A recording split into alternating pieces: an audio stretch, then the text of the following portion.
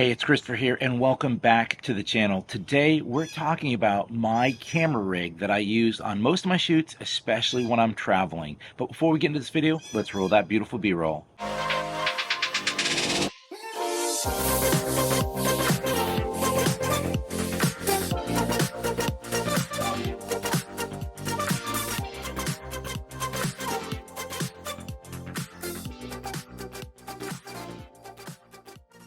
Hey everyone, thanks for stopping by. I'm recording outside because it's absolutely beautiful today. This is fall in Louisiana. We're starting to get some rain. The weather is below 90 degrees at 8 o'clock in the morning, and I'm super pumped. Let's talk about our camera rig. First off, let's talk about the body. So I'm using the Canon R5C. On all of our standard shoots, we're normally shooting with the Canon C70 because it's an incredibly versatile camera. It's ultra portable, and you've got all the fine tuning of a cinema OS. And that's what's great about the Canon R5C. It's got all of that, but it also shoots high quality stills. This entire video has to be seen through the lens of ultra portability and compact. Now, this is just a video of my rig. Obviously, what's good for you in your production may not be, good for me, but this is my sort of optimized setup for these.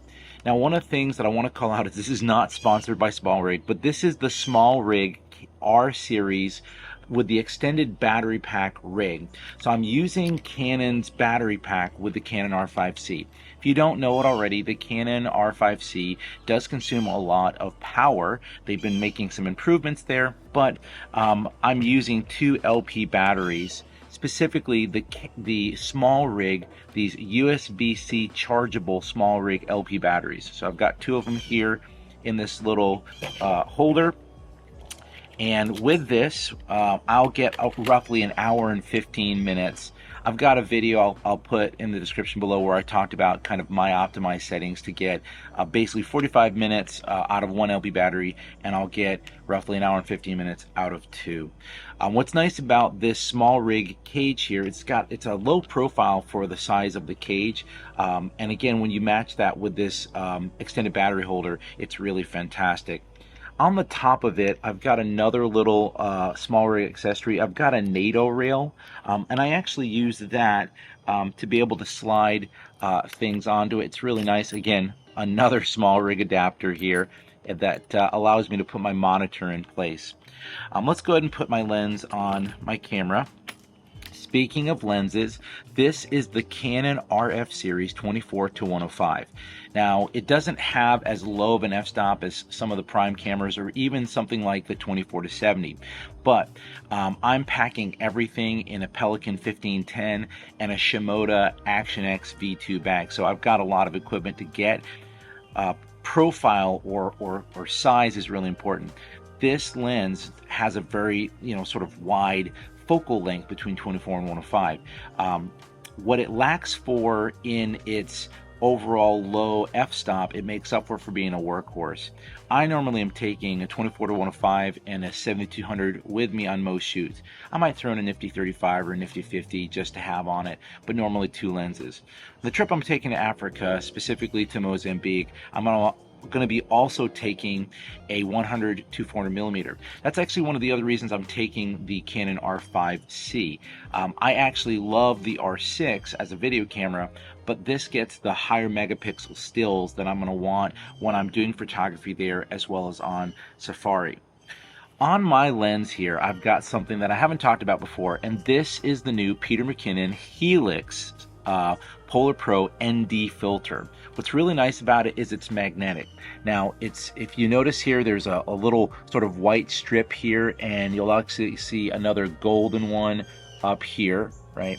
There's a couple of them, so we'll take the white strip first. What you do is there's a selectable sort of button. You kind of turn it and you peel it off. It's all magnetic, so it snaps on really nice and easy. Inside the middle here, you've got your variable ND filter that you can add, especially if you're in like super sunny conditions. But a lot of lighting can be very dynamic. You could be looking at shadows 1 second, looking at very high lit, very bright areas. So what it's got is this little gold button you twist, and there's an actual gold it's hard to see it here, sort of paint, and you can actually rip the entire ND filter off. I say rip, that's very aggressive sounding, but you can very quickly peel it off without having to sit there and tighten and you know, screw and unscrew it off. Now I've got a bunch of these. I don't find that cumbersome, but I know that when I'm shooting on these sort of on-the-go trips, especially these Africa trips that I'm going on, they're fast moving. There's a lot happening, so you just don't have a lot of time to sit there and mess with your equipment. So I really dig this. This is very optimal. And what's nice is they do come with some rings, so you can actually kind of hot swap them between your cameras very, very quickly. So that way, if you don't have the right millimeter size lens for what the adapter is sort of pre-built for, you can sort of slap that on a different one. Okay, let's talk a little bit about my monitor system. I love Adamus. They are very reliable. This is the Shinobi 5-inch monitor. It is a great monitor. It's high quality. It's got an SD card slot, so you can add lookup tables, so that way if you want to see what your log footage looks like, you can add it in monitor, and you could of course do it in camera if you wanted to, but I like doing it in monitor. I do have the Ninja, the Ninja 5, Ninja 5 Plus, the new Ninja, and the new Ninja Ultra, but those are really great locally, but they consume a lot of battery life. So I'm actually taking this because it's less expensive, and honestly, I just need a larger monitor to make sure my my shots are in focus. That's honestly what I do this for. So what's nice about this rig is this is a super light monitor. That's the other thing I love about it, is you can take it, and we're just going to go ahead and twist this in place here. Right, you can very quickly and easily twist it in place. And what's really cool is if you're doing a run and gun shot and you sort of don't want the monitor, what's nice about this Nato Rail is you just loosen it, you depress the metal, right, and slide it off. It's obviously easier when you're doing this, you know, two-handed, but now I can sort of leave this on here, put this to the side, and do my run and gun shot. It's actually one of the reasons I like this particular rig system, because you can quickly move and remove things from it if you need to. All right, let's talk a little bit about one of my new favorite pieces, which is going to be yet again another small rig component. This, and I'll put links for everything I'm talking about in the description below. This solved so many problems for me. I mean, it just solved so many problems. Now, this may not be perfect for you. I do have multiple iterations of different rigs. I probably just need to talk about all the rigs in another video. Maybe I'll do that this weekend. But this, for me, when I'm traveling, you have to realize I have to carry a lot of equipment. I just have to travel a lot of equipment. This is perfect. Let me tell you why. So, number one, there's this little knob you can twist to kind of extend it.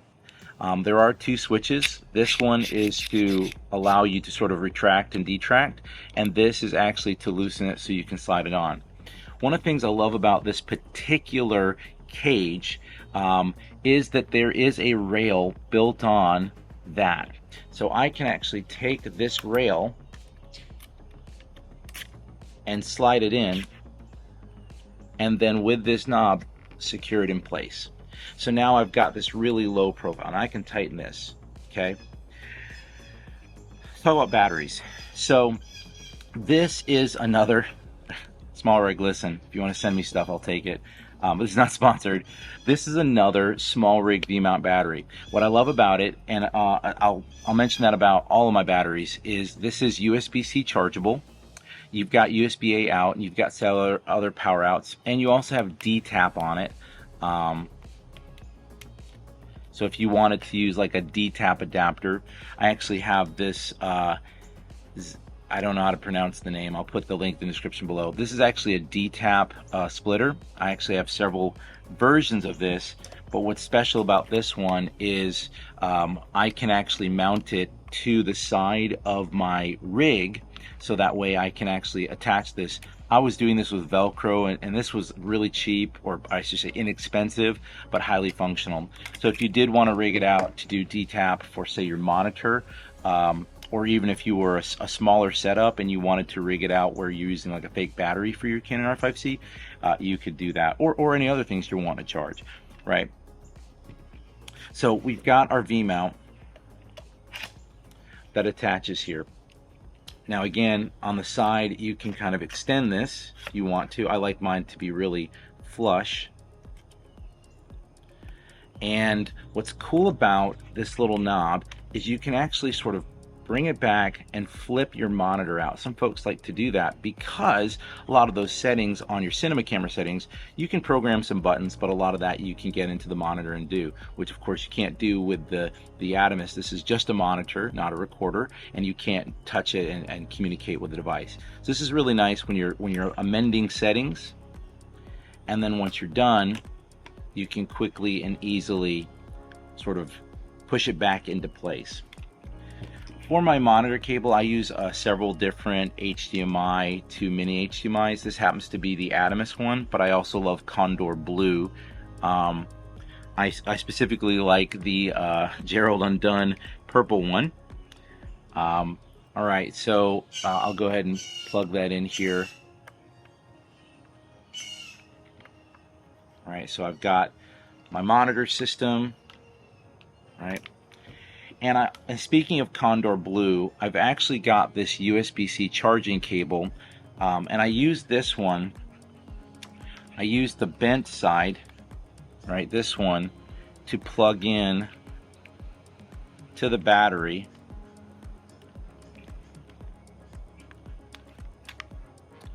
And I can then plug it in to the side of my camera. So now I've got this really compact sort of cable system. You have to watch out with anything.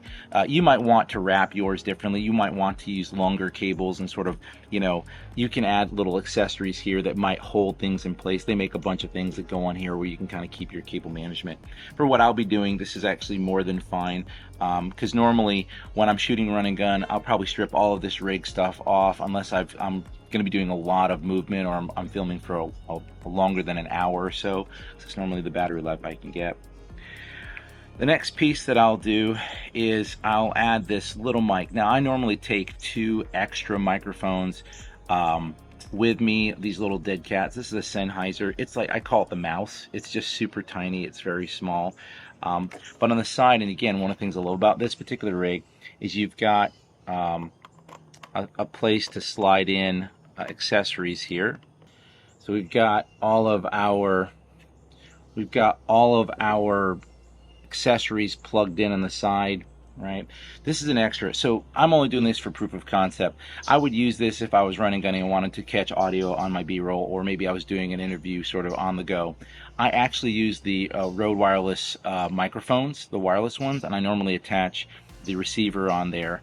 Because having something so close to my monitor, it's very possible you're going to get some kind of interference, especially if you've got like a dual purpose monitor recorder. There's definitely going to be some extra noise. So this is more of an added thing that I would do. And I actually do have a splitter that splits up my audio, so I'd probably do that so I could receive 2 different channels.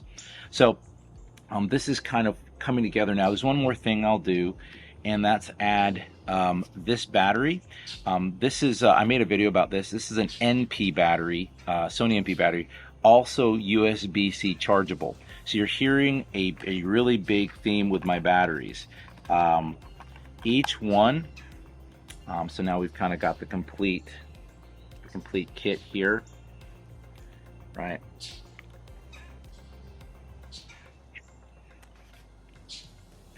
So there it is. Now I'll do one more thing, or 2 more things here, and then I'll wrap.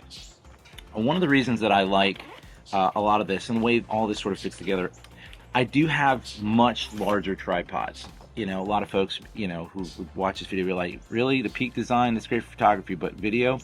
First off, it takes a standard plate here. I'll put the specific plates that it supports. So you got it, but Peak Design does use these standard plates.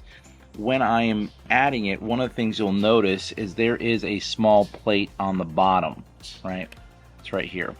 This is actually the same design plate that Peak uses.